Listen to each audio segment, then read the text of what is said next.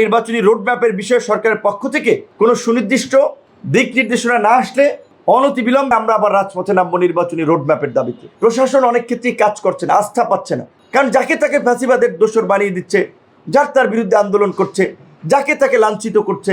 সেদিন মধ্যরাতে দেখেছেন ছাত্র নেতা, তারা এখন বৈষম্য বিরোধী নেতা, বিশাল বিপ্লবী, কিন্তু আগে করেছে ছাত্রলীগ।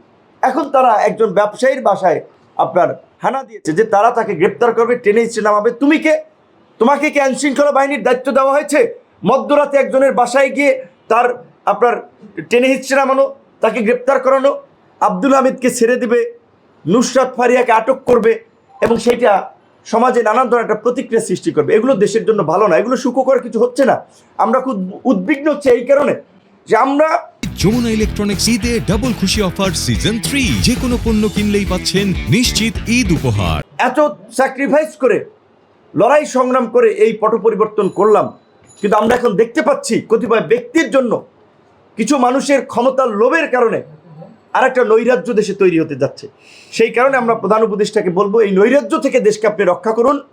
আপনি একজন সম্মানিত ব্যক্তি, এই সমস্ত পোলাপানগুলো আপনারা অসম্মানিত করবে, আপনাকে অসম্মানের দিকে নিয়ে যাচ্ছে। আপনি তাদেরকে যেই মাথার উপরে তুলে দিচ্ছেন যে ছাত্র আমার নিয়োগকর্তা, আপনি যদি ওই জায়গায় থাকেন তারা আপনাকে ডুবাবে, দেশকেও ডুবাবে, কিন্তু আমরা সেটা হতে দিব না।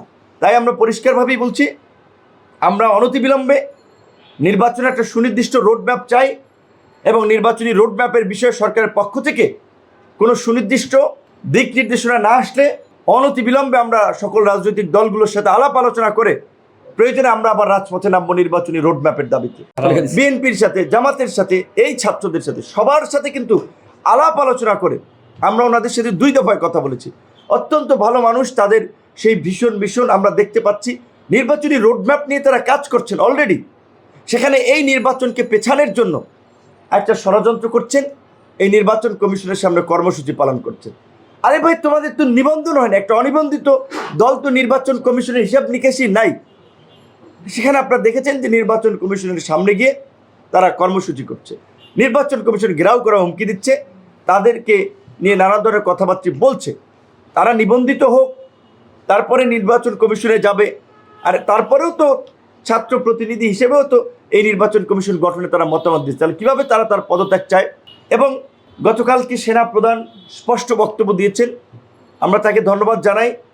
এই জুলাই গণ অভ্যুত্থান শুরু থেকেই আমরা, বিশেষ করে এই 5ই আগস্ট থেকে 3 আগস্ট থেকে আমরা দেখেছি জনগণের প্রতি সেনাবাহিনীর একটা ইতিবাচক মনোভাব, এবং সেনাবাহিনী বা সামরিক বাহিনী শেষ পর্যন্ত এই গণ অভ্যুত্থানের সাথে ছিল বিধায়ী কিন্তু আমরা একটা সফল গণ অভ্যুত্থানের মধ্য দিয়ে ফ্যাসিবাদকে উৎখাত করতে চেয়েছি।